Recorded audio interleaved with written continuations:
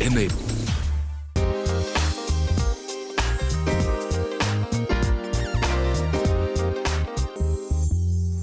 Welcome to EY Entrepreneur of the Year India Awards 2017.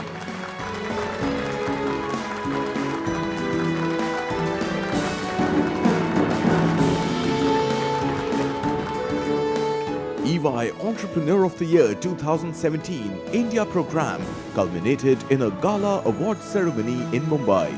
The program felicitated exceptional entrepreneurs who had embraced disruption and spurred new trends in their industries.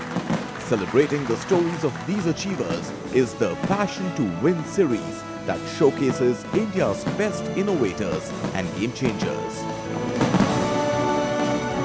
So I think India is seeing a sea change in this whole concept of entrepreneurship, and the traditional businesses are also bringing technology in. Hello and welcome to Passion to Win, the fourth and final episode of our series that showcases the entrepreneurial journey of the winners of the EY Entrepreneur of the Year 2017 Awards. I'm Shireen Bhan.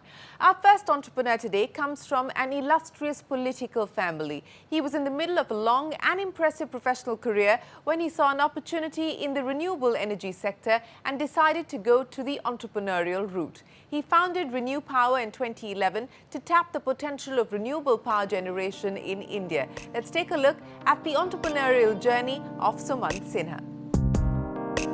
After graduating from Columbia University, Sumant Sinha started his career as an investment banker.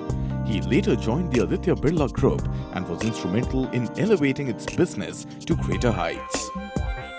I came from a family where it was required to do well in studies and then go and work for somebody else, and that's what I did. That was my focus. I went to IIT Delhi, then IIM Calcutta, then attended Columbia University as well, then worked in investment banking for many years in New York and in London, and then at some point I felt a very strong desire to come back to India, and I got a very interesting opportunity to work in the Aditya Birla Group as the CFO. And then of course I left the Birla Group and I got quite excited about the renewable energy space, which I saw had a lot of opportunity and a lot of potential. Sumant Sinha started Renew Power, knowing his money was all at stake. I spent about 5-6 months putting the whole thought process together and then trying to get the business started with some of my own very small amounts of capital. And then, of course, I went looking for fundraising. And so that's how the whole journey got started. With his grit and gumption, Sumant has taken Renew to stratospheric heights, making it one of India's largest independent producers of renewable energy. Well, Renew Power right now has become the largest company in the renewable energy IPP space in India. We have about 2,700 megawatts that are actually commissioned today that we own. But we have another pipeline of 500 megawatts that is in construction and another 500 megawatts of projects that we've won where construction will start very soon. So in actual fact, our portfolio is closer to 4,000 megawatts in size if you look at the pipeline that we have. And so literally within the next 6 to 9 months, we'll get to that size and scale. So the sweep of the company has now become quite large. So, what makes Sumant an inspiring leader? Let's hear it straight from someone who has known him well, his life partner.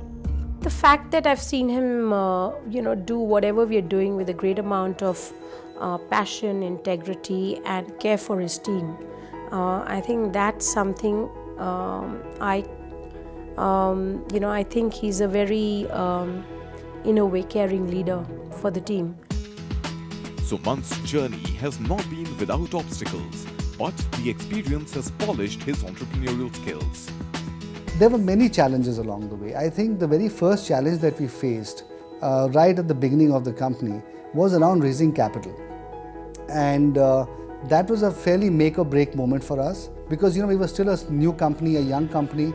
And so when we went to venture capitalists, the size of money that we were looking for was just too large for them to fund. So they basically said, look, we can't do it. And when we went to the private equity guys, they said that, look, you are too small for us or too young for us to fund. And so they weren't very interested. And so therefore we were sort of falling between these two stools. And so that took us a lot of effort to find the right investor eventually. So that was the very first challenge that we faced. The second challenge, also linked to capital raising, was on the debt side, because ultimately we had to raise debt capital as well. And when we went to Indian banks, they all asked us, who is the promoter of this company? And they couldn't comprehend of a company that was private equity funded and professionally managed. It was just a new concept for them. But somehow we were able to overcome those issues and we were able to get the project commissioned on time. Does renewable energy have the potential to bring a paradigm shift in the power sector? The only thing I'd like to say is that we are at the beginning of an energy transition that most people are not comprehending right now. And that transition is one away from fossil fuels into renewable energy. And therefore, the growth that we are looking at in renewable energy is just at the very inception of that growth paradigm. And over the next many decades, we're going to see a total transformation of all of how we generate power, and it is going to move all towards clean sources.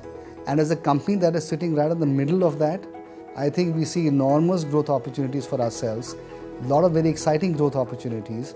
And I think beyond all of that, the Indian power sector itself is going to transform as we move from mostly a government-owned sector to a mostly private-owned sector. So between both of these different transitions that are going on, I think it's going to be intensely exciting to see how we grow within this, what paths we follow, but that is something I'm really looking forward to. Sumant has embarked on a path-breaking mission. But is he headed in the right direction? He's on a great path and there's lots more to be done.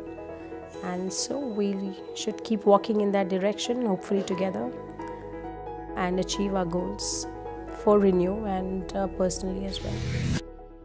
Now that was the inspirational story of Sumant Sinha. He was awarded the EY Entrepreneur of the Year 2017 in the Energy, Real Estate and Infrastructure category.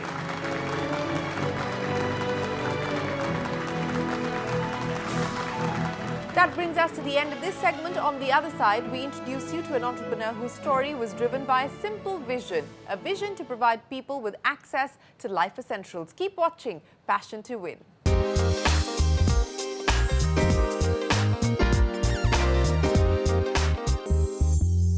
Welcome back. You're watching Passion to Win. Our next winner is Satheesh Kumar KR, who founded Enzen in 2006 with the aim to make water and energy accessible, affordable and sustainable. Satheesh, with his venture, has been lighting up 1 million smiles and transforming lives for a better tomorrow. Let's take a look at his journey. Satheesh Kumar KR was in the middle of a long and impressive professional career when he saw an opportunity in the energy sector and decided to go the entrepreneurial way. I started my career as a scientist from Delhi and then later moved on to Bangalore. So after CDOT, I moved on to outside of India, worked with Lufthansa, worked at AT&T. And when AT&T decided to set up the business in India for NCR, so I came back to India, started working in the financial services as partner India. And subsequent to that, moved on to Wipro. Wipro was setting up its largest offshore development center from UK, and I've been hired to set that up along with the Wipro leadership, and that's when I started, thinking about setting my own. And in 2006, we started Enzen. Satheesh founded Enzen with a noble agenda of transforming lives for a better tomorrow. The purpose of starting Enzen was to make energy and water available, affordable, in a sustainable model. So that is the genesis of the organization. The reason why we coded Enzen was that it is the Z. We want to be the Z of energy and environment. We want to be the Z not from a revenue perspective, but the Z from the respect perspective. We want to create an organization from India which is respected, referred to for the contributions that we do in the energy and the environmental sector. The environmental sector means that we want to operate in a very responsible way so that we keep the environment as clean and as unpolluted, as healthy as possible for the next generation to live. With the dint of his sheer hard work, Satheesh has taken Enzen to the zenith of success. We are a close to 4,000 people company operating in 12 countries, with offices and presence in 8 countries, working with 160 plus utilities. We work across water, gas and power. So for example, the City of London, we are working on the transformation program, transforming the power distribution company that powers London. We also are working with the gas distribution company that distribute gas in the City of London. We also work with the water utility that is providing water, clean water access to the City of London. So the same thing happens in Bangalore. So we work in the power side, we work in the water side. So there are several cities that we seamlessly operate between water, gas and power. But what is Satheesh's greatest strength? I think what Satheesh and the company have done is taken the ideas one at a time. So they are not married to any specific concept. I think they have a very good idea of spotting the next big opportunity or challenge in the energy market. They're very passionate about energy, and whenever they rally around with the key leaders in the energy market, they frame this agenda, let's say, for the future of the energy market. And I think his strength there has been to not only to rally these people around, but also make sure that agenda is properly set, defined, and executed. Satheesh has a message for those wondering if someone with a humble beginning can make it big. I think even the middle class guys, first time entrepreneurs also can build something of respect and repute if you have the passion, if you have the focus and if you have the knowledge. Satheesh Kumar KR was awarded the EY Entrepreneur of the Year 2017 in the Services category.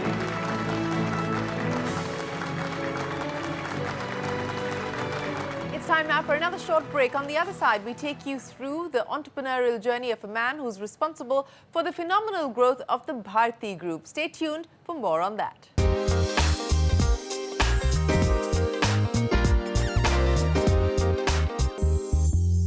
Welcome back. You're watching Passion to Win. Our next entrepreneur has been closely associated with a number of important mergers and acquisitions.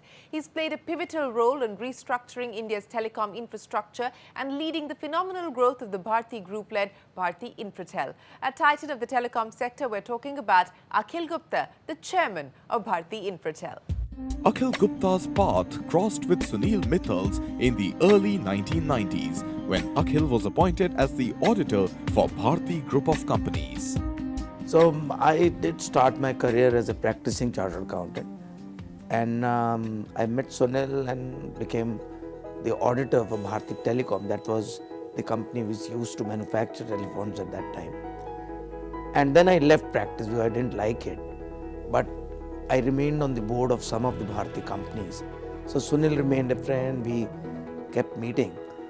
And then when in 1994, the cellular license was about to be granted, that's when he asked me if he would, whether I would like to come and join full time. Armed with lofty aspirations, Akhil joined the Bharti Group. So when I joined Bharti, what obviously one realized is our dreams and our passions were big. Our resources were very limited. We were a very small company at that time. And therefore there was no choice with us that if we had to fulfill our dreams, we will have to innovate and move away from the set norms and try out new things which are more efficient, which can achieve much more with the given resources which we had. And I think with that, we created a culture across the organization which encouraged innovation, which encouraged people to think entrepreneurially. And I think that's what stays as a DNA of the organization even today. After exploring an opportunity in shared telecom infrastructure space in 2007, Akhil launched a joint passive mobile infrastructure firm. And then in 2007, I think we realized that one big resource which telecom companies end up owning is towers, the passive infrastructure. And that takes a lot of capex, but is suboptimal because you use it only for yourself while it can be used by multiple operators.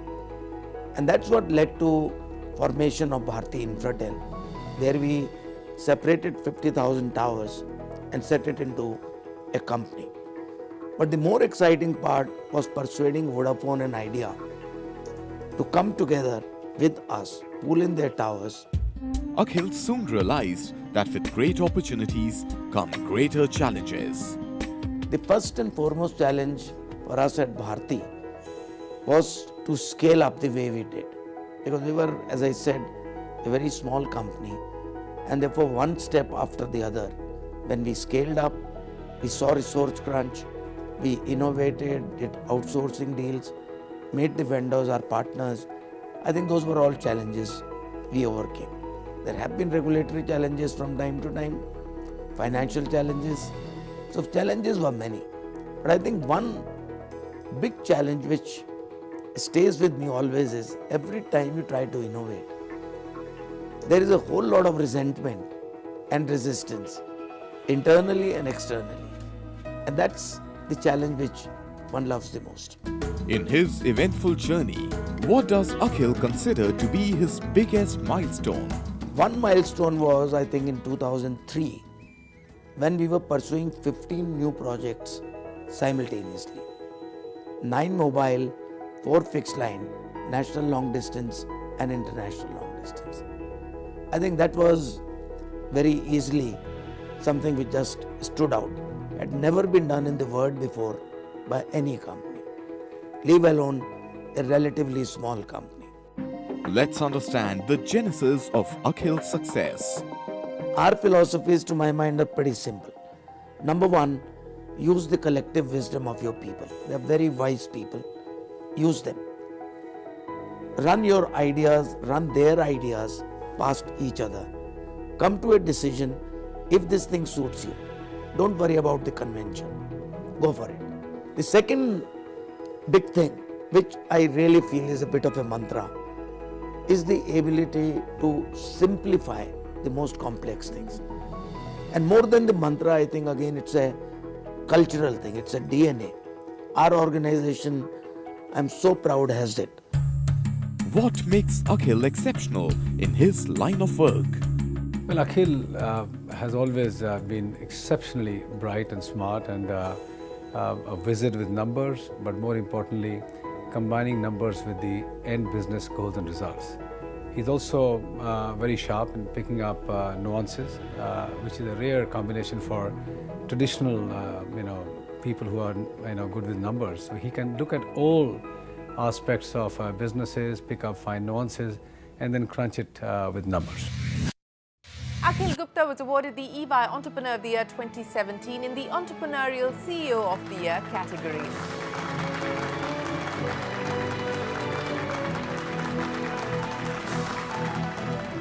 Well, that brings us to the end of Passion to Win, a special 4-part series celebrating the inspiring success stories of the winners of the 19th EY Entrepreneur of the Year Awards. Keep watching this space for more updates. For now, from all of us here, goodbye and many thanks for watching.